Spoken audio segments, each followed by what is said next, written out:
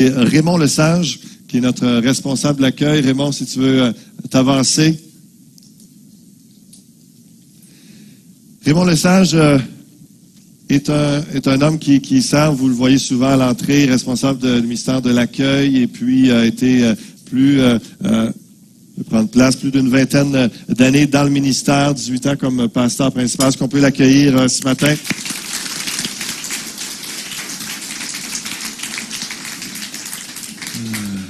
Raymond, merci d'être là. Ça va te prendre un micro, hein? Ça ira mieux? Je peux parler plus fort. Oui.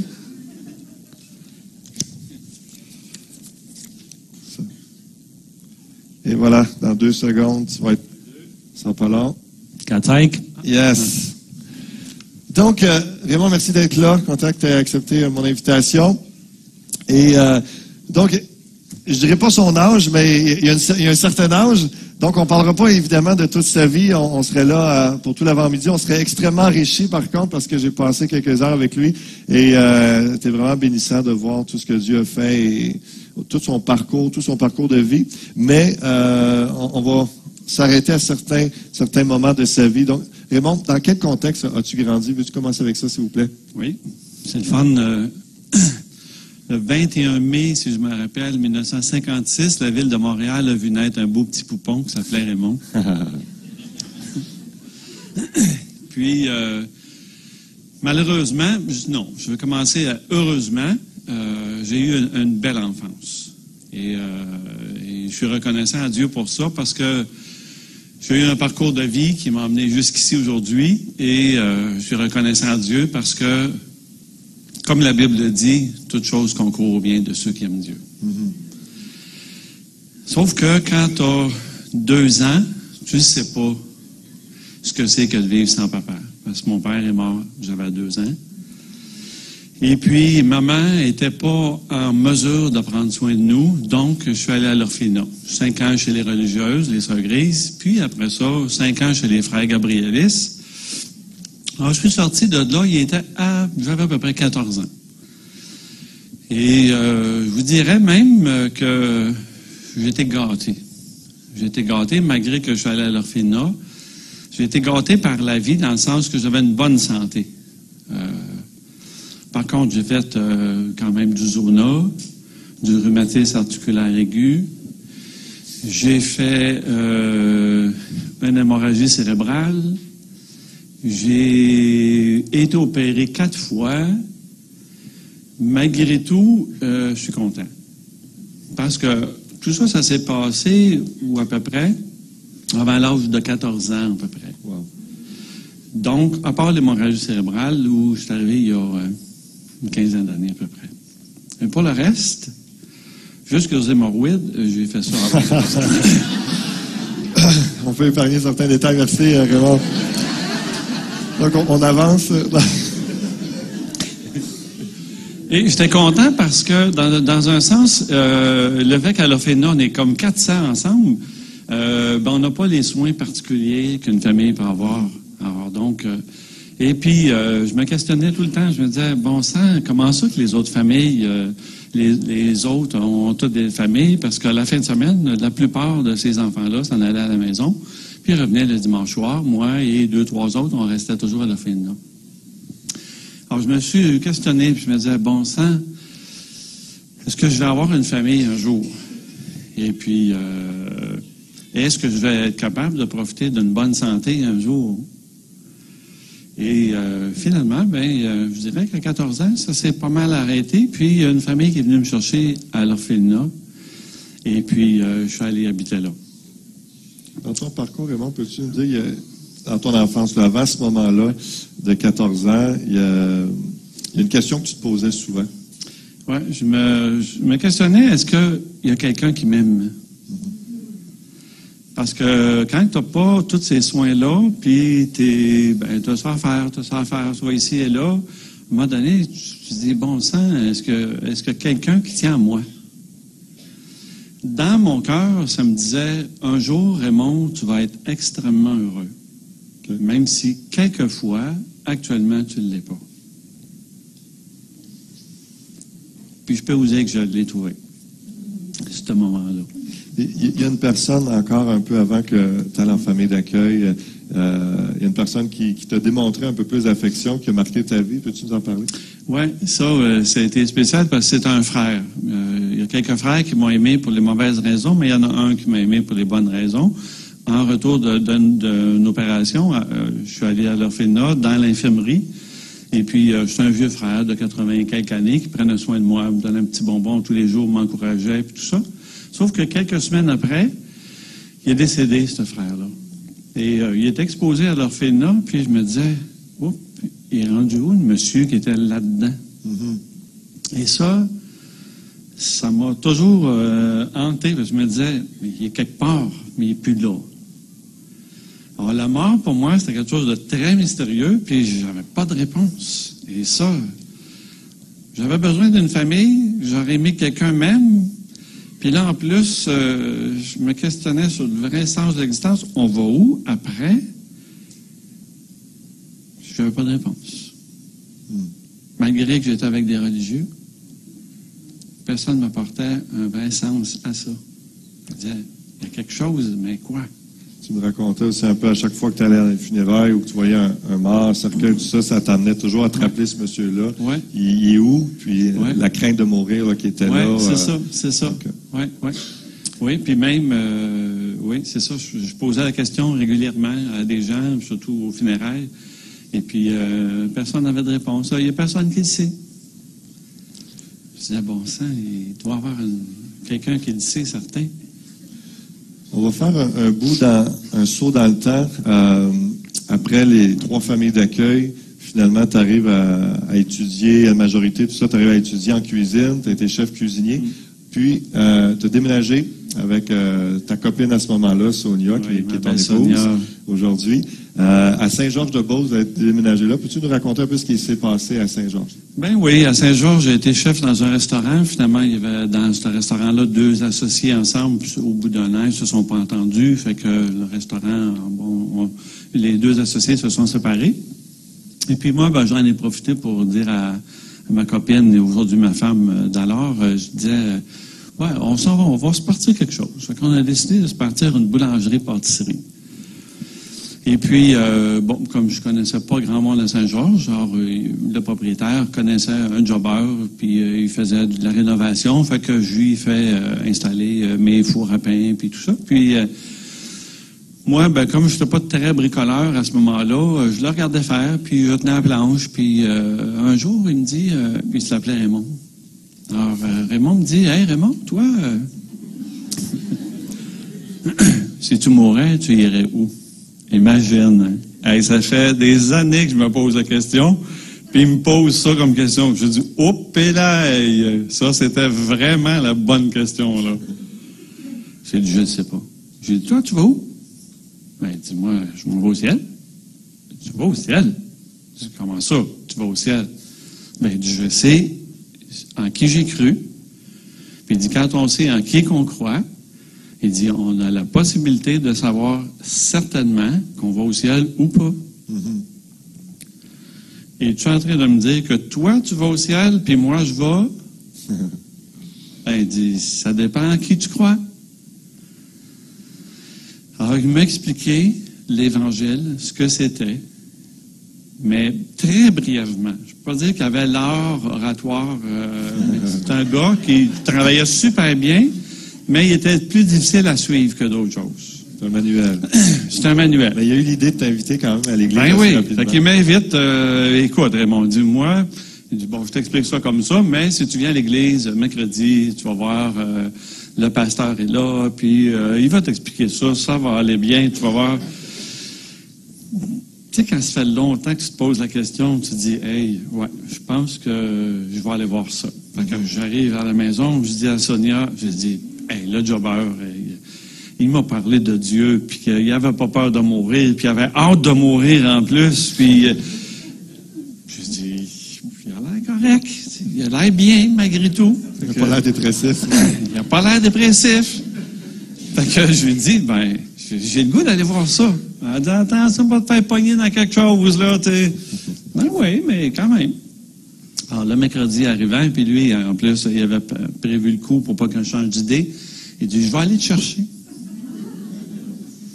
Je dis, puis il m'appelle le mercredi, 7h moins quart, puis il dit, je m'en vais te chercher, Raymond. C'est parfait. Fait que je dis à Sonia, Sonia, je vais aller voir ça, puis je vais te compter ça quand je vais revenir. Tu vois, ça. J'ai dit, à moins que tu veuilles venir. Oh non, j'ai de la vaisselle, du ménage. La fameuse vaisselle. Les femmes aiment ça, faire ça. Fait que je suis bon. OK. fait que je me suis dit, vas-y, puis tu sais. Finalement, je disais, OK, moi, je m'en vais. Elle dit, je vais y aller. Tu veux venir? Oui, on fera la vaisselle plus tard. OK. Sa crainte, c'était que je m'engage dans quelque chose, puis il y a quelque chose qui se soit passé, puis elle n'était pas là, puis tout ça vient qu'à bouleverser notre belle communion ensemble. Quand on est arrivé là, ça a été vraiment spécial. Parce qu'on voyait que les gens s'accueillaient, se saluaient, étaient de bonne humeur, puis tout ça. Sauf que moi, je voulais avoir une réponse à ma question, à mes questions. Et puis j'avais peur, je pourrais vous dire, j'avais peur de me faire pogner dans quelque chose. Mais je me suis dit, je vais m'asseoir dans la dernière rangée en arrière, donc il n'y aura personne en arrière de moi. Je vais voir tout ce qui se passe en avant et ça va bien se passer. Puis, je suis pas content. Je ne prendrai pas, puis je m'en irai. Fait que finalement, c'est ça. Je m'assois. Tout le monde a une Bible dans les mains. Puis ça, j'avais jamais vu ça. Puis les gens priaient comme ça, là, naturellement, comme ils parlent à Dieu, plutôt que d'avoir des prières toutes récitées. Puis ça m'étonnait. Puis je disais, il doit y avoir une feuille quelque part qu'ils ont entre les mains, tu sais, pour lire ça. Je trouvais que les prières étaient, wow, c'était super beau. Puis il n'y en a pas une pareille. Puis ça chantait, toi, la chorale quasiment, là, tu sais. Wow, je disais, il y en a bien d'enthousiasme ici. Et puis, finalement, le pasteur commence son message du mercredi soir, puis tout ça. Puis, à la fin du message, il dit, vous savez, Dieu vous aime. Il a dit ça à tout le monde.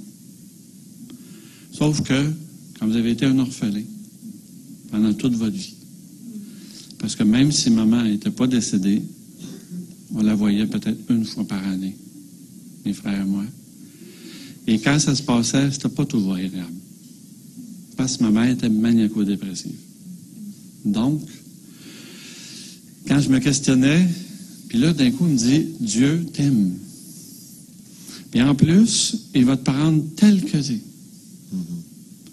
Puis il va te donner un nouveau départ, une nouvelle vie. Puis cette vie-là, quand il va te la donner, il va te la donner pour l'éternité. Fait que vous n'aurez plus besoin d'avoir peur de mourir. Hey, moi, je suis là. Les yeux grands de même.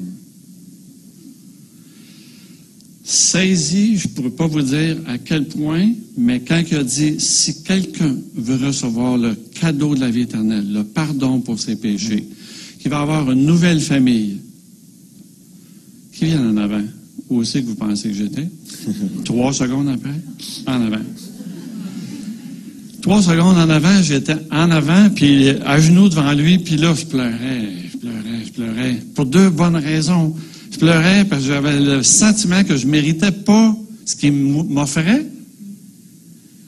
Parce que je savais, moi, le genre de vie que j'avais eu, là. Moi, l'amour, je suis allé le chercher où je pensais que je pouvais le trouver, et puis dans tout et dans tous. Puis je me sentais tellement coupable. Puis en même temps, mais Dieu me le donnait, puis je me disais, wow, si le bon Dieu existe, il est capable de faire ça. De me ramasser où je suis, puis de me donner ce qu'il m'a dit qu'il me donnait. Fait que, bon, vous dire, quand il m'a dit une nouvelle vie, ça voulait dire tout le passé en arrière est effacé. Puis en plus, il répondait à ma question sur où est-ce que je vais être après. Puis en plus, je voyais toute la famille là qui avait l'air à bien s'entendre. Je me disais, wow! Est-ce que je veux plus que ça? Je vous dis, là, d'un côté, je me sentais indigne, puis de l'autre côté, il y avait une joie là, qui inondait mon cœur. Là. Jamais je n'ai senti autant d'amour dans une seule seconde que cette fois-là. Et il me dit, lève-toi, moi aussi, je suis un pécheur. Il m'a pris la main, il m'a pris dans ses bras. Il m'a dit, c'est comme si c'est Dieu qui m'avait accueilli là, dans ses bras, là, je ne peux pas vous dire plus que ça, depuis cette journée-là. Dieu ne m'a jamais relâché. Amen. Dieu t'a jamais lâché, puis il t'a encouragé, tu m'as dit, à faire une prière ce soir-là, puis il s'est passé quelque chose de spécial. Moi, j'étais rendu en avant, mais le Seigneur était encore en arrière. Hein? Puis il était quasiment choqué. Parce que je ne l'avais pas regardé, puis je ne l'avais pas dit, puis qu'est-ce qu'on fait, il va-tu? Mais moi, cet appel-là, c'était pas moi. C'était mes questions, c'était à moi que Dieu parlait, personnellement. Après, je te pouvais en parler, mais avec le pasteur, après, qui m'a serré dans ses bras, il m'a dit, maintenant que tu es un enfant de Dieu, Raymond, ça serait quoi ta première prière? Ben, j'avoue, là, Seigneur, si Sonia, là, elle pouvait comprendre ce que je viens de comprendre, là, wow, je serais le gars le plus heureux du monde. Ben, Dieu l'a entendu. À peine d'avoir terminé en disant, Seigneur, touche-la. Sonia, t'es en arrière de moi. T'es encore ici.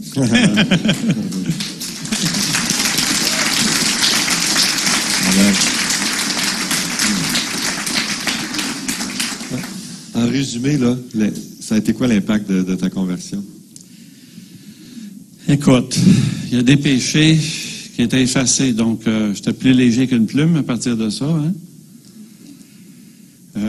J'avais une famille, enfin, qui tenait à moi, un Dieu qui ne m'abandonnerait jamais.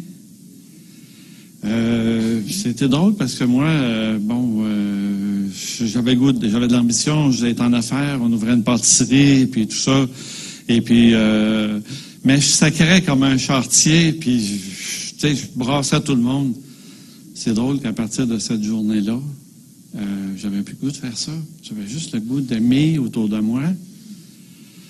Dans la pâtisserie, j'avais mis un verset juste à l'entrée de la pâtisserie, c'était Matthieu 4,4.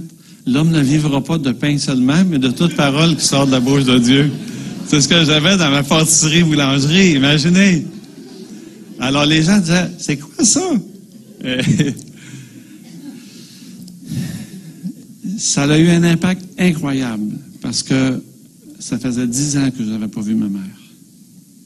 Quand je me suis converti, j'avais 23 ans. La dernière fois que je l'avais vue, vous savez qu'à 13 ans, parfois, on a des boutons dans le visage. Moi, c'était une pizza que j'avais dans le visage. J'en avais. Et quand j'ai vu ma mère à 13 ans, ma mère m'avait dit, « T'as donc bien des boutons dans la face. » Ça devait faire à peu près 4 ans que je ne l'avais pas vue. Fait que ça a été le lien qu'on a eu cette dernière fois-là. Et comme plus jeune, j'avais eu l'impression que j'avais été abandonné par elle. Alors, moi, quand je suis venu dans cette famille de Dieu, la seule chose qui me préoccupait, c'était que je sois capable de la trouver puis de lui dire ce que je venais de recevoir. Puis j'ai mis un défi devant Dieu. J'habitais à Saint-Georges, ça fait 10 ans que je n'avais pas vu ma mère, puis je ne savais même pas où est-ce qu'elle était.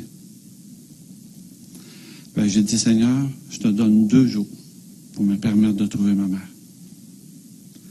Alors, j'ai contacté quelqu'un de la famille qui disait, elle est déménagée à Ottawa, mais on ne sait pas où. Elle est mariée avec quelqu'un, mais on ne sait pas qui. J'ai dit, bon. Fait que je dis à Sonia, on va monter à Ottawa. Après quelques temps qu'on se convertit, j'avais à cœur de monter à Ottawa, puis je dis à Sonia, ah ouais, on s'en va là, on amène Mathieu, tout petit bébé, puis on s'en va rencontrer ma mère, je suis sûr que je vais la trouver. Mais où commencer? Registre des mariages, registre d'état civil, bien-être social, puis tout ça. C'est drôle, hein, parce que Dieu m'a dirigé d'une façon, wow! J'ai regardé dans l'horaire téléphonique, pas l'horaire, mais le bottin téléphonique. Puis dans le bottin téléphonique, il y avait plusieurs Bélangers, plusieurs losages à Ottawa. Puis Ottawa, c'est quand même une petite ville. Alors, je me suis dit, OK, on va aller dans toutes les adresses, puis je vais aller voir si Mme Cécile Bélanger, Mme Cécile Lesage ou je sais pas qui, on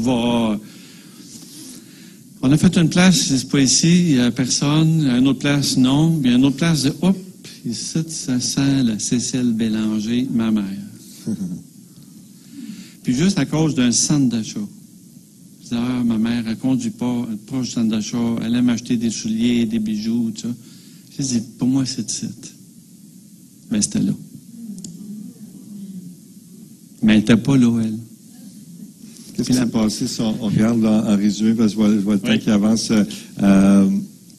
Tu l'as rencontré, puis on va conclure. Oui, je l'ai rencontré, maman, puis écoutez, dans mon cœur, il y avait un immense flot d'amour pour elle. Elle disait, maman, Dieu t'aime. Tout ce qui s'est passé en arrière, Dieu est capable de tout mettre ça en arrière. Puis on a eu des retrouvailles, mais vraiment spéciales. Quand ça fait 10 ans que tu n'as pas vu ta mère, c'est spécial. Malheureusement, elle n'a pas répondu à l'appel. Mais je vous dirais, pour conclure, à vous qui êtes là aujourd'hui, Dieu me donne l'opportunité de le faire, je vais le faire. Vous cherchez une famille, vous avez eu de la misère avec la vôtre, ça se peut. Dieu a une famille. Lui, il est le Père. Il ne vous abandonnera jamais. Vous avez peur de la mort, vous n'avez plus besoin d'avoir peur de la mort. Si vous venez à lui aujourd'hui, il va vous donner quelque chose qui ne finira jamais. Amen. Et ça, c'est le plus beau cadeau que vous pouvez avoir. Que Dieu vous bénisse. Merci, Raymond.